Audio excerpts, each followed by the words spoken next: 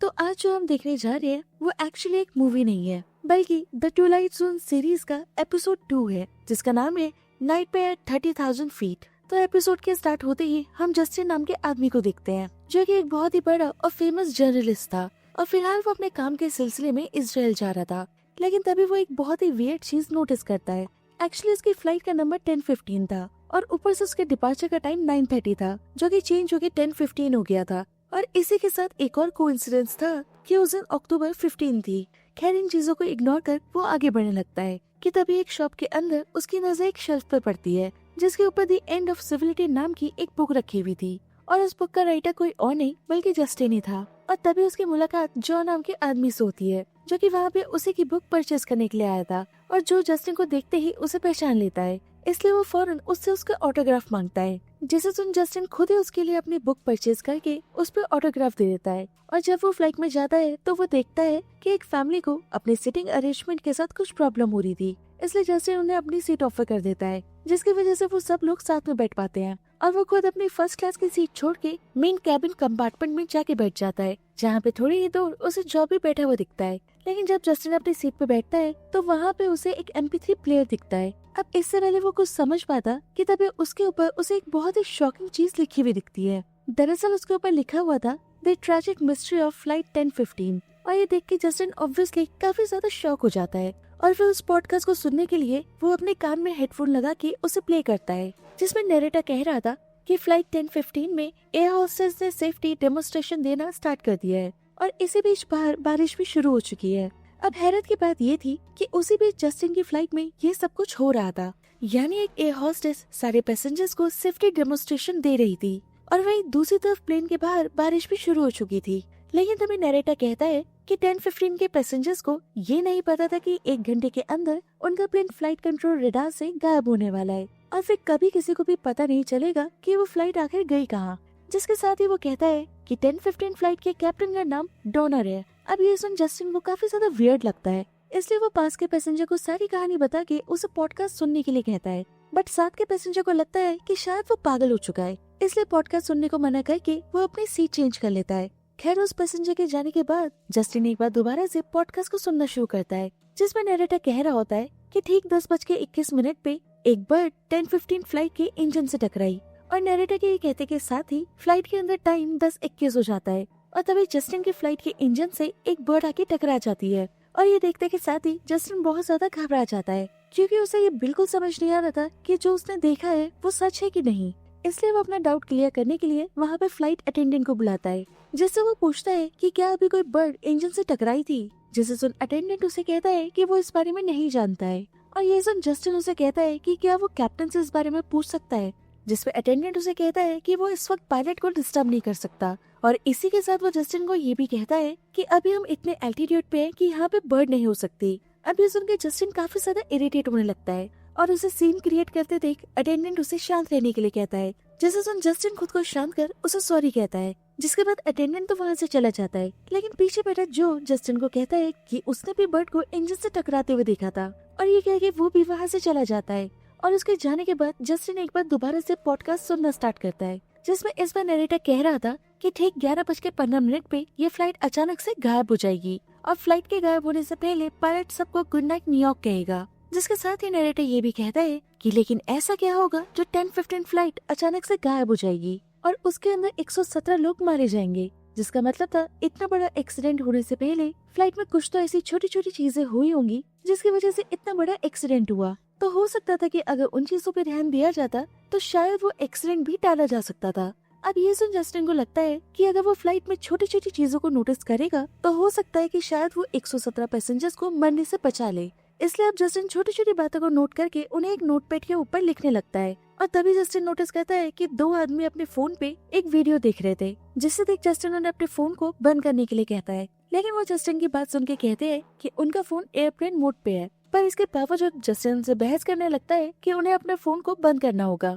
और इससे पहले उन लोगों की आपस में लड़ाई होती कि तभी वहाँ पे फ्लाइट अटेंडेंट आके जस्टिन को अपनी सीट पे वापस जाने के लिए कहता है, जिसे सुन मजबूरन जस्टिन वापस से अपनी सीट पे आके बैठ जाता है। और फिर वो एक बार दोबारा से पॉडकास्ट सुनना स्टार्ट करता है, जिसमें इस बार नरेटर कह रहा था कि 10:15 फ्लाइट में 2 रशियन पैसेंजर थे, जो कि रशियन माफिया के खिलाफ गवाही देने के लिए इजराइल जा रहे थे। मगर जैसे कि हम जानते हैं कि रशियन माफिया कुछ भी करके उन्हें इजराइल पहुंचने नहीं देगा, जिसके साथ ही नरेटर कहता है कि क्या हो सकता है कि उन दोनों पैसेंजर्स की वजह से 10:15 फ्लाइट में कोई प्रॉब्लम हुई हो, और इन सब बातों के बारे में शायद हमें यूएस एयर मार्शल बता सकता है, क्योंकि उन्हें इजराइल ले जाने के लिए 10:15 फ्लाइट पे एक यूएस एयर मार्शल भी है। अब नरेटर की सारी बातें सुन जस्टिन सीधे फ्लाइट अटेंडेंट के पास पहुंच जाता है, जिससे जाके वो कहता है कि वो एयर मार्शल से मिलना चाहता है। और उसके बाद सुन फ्लाइट अटेंडेंट उसे कहती है कि जब मार्शल फ्लाइट पर होते हैं तो वो कैप्टन तक को नहीं बताते कि वो मार्शल है, तो फिर मुझे कैसे पता होगा कि इस फ्लाइट पर मार्शल है या नहीं। जिसके साथ ही वो जस्टिन को वापस अपनी सीट पर जाके बैठने के लिए कहती है,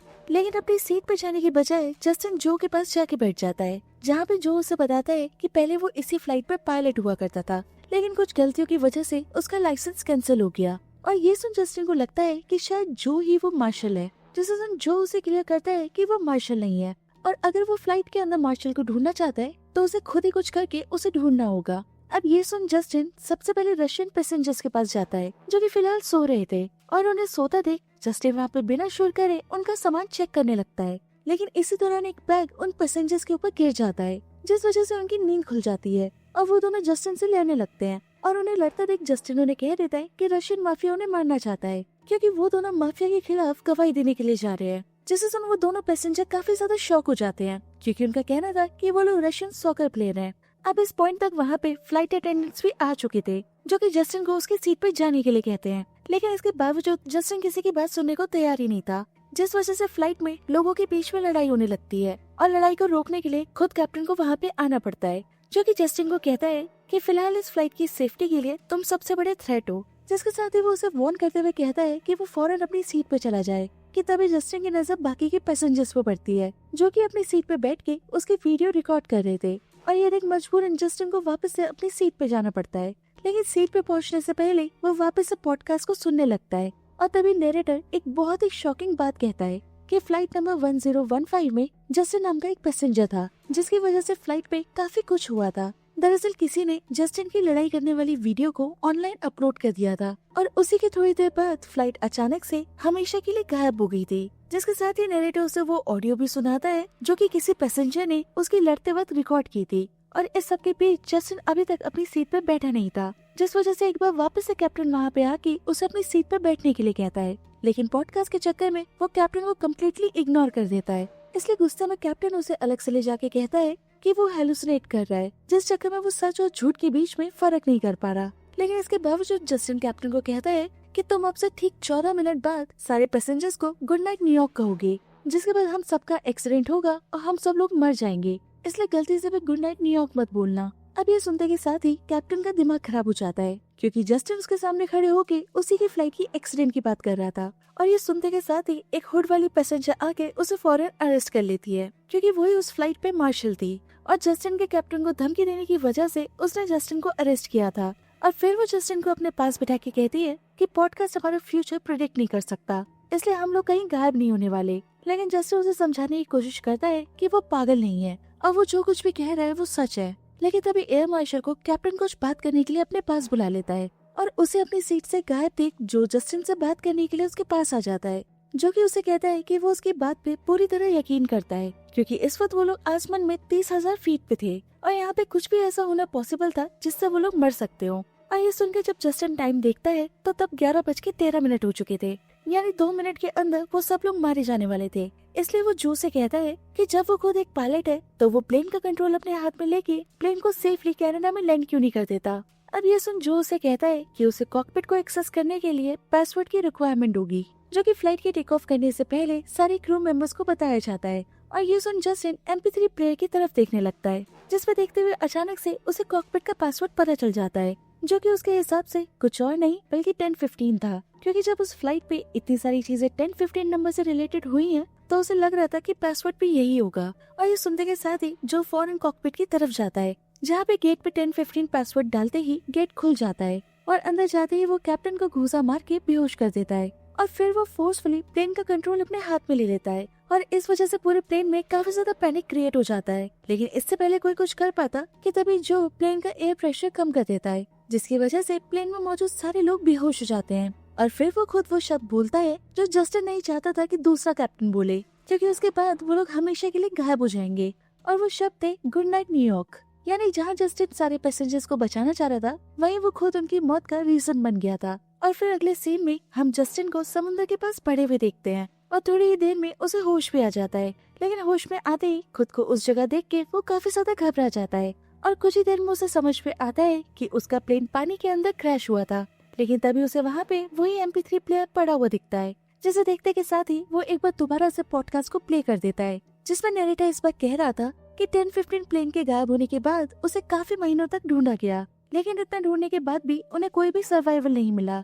लेकिन एक दिन एक कार्गो शिप उस आइलैंड पे पहुंच गई जहाँ पे सारे सर्वाइवर्स थे, पर उन सब के बीच में सिर्फ एक पैसेंजर गायब था। अब बाकी के सर्वाइवर्स कभी ये एक्सप्लेन ही नहीं कर पाए कि उन सब के बीच में से सिर्फ जस्टिन कैसे गायब हुआ, और वो तब से आज तक किसी को भी मिला नहीं। और तभी जस्टिन देखता है कि पूरा फ्लाइट क्रू और पैसेंजर उसकी तरफ गुस्से में बढ़ रहे थे, जो कि उसकी हरकतों की वजह से उससे काफी ज्यादा इरिटेट थे, जिस वजह से वो गुस्से में आके जस्टिन को मारना शुरू कर देते हैं। और इस वजह से जस्टिन की वहीं पे डेथ हो जाती है। और इसी के साथ नाइटमेयर एट 30,000 फीट यहीं पे खत्म हो जाता है।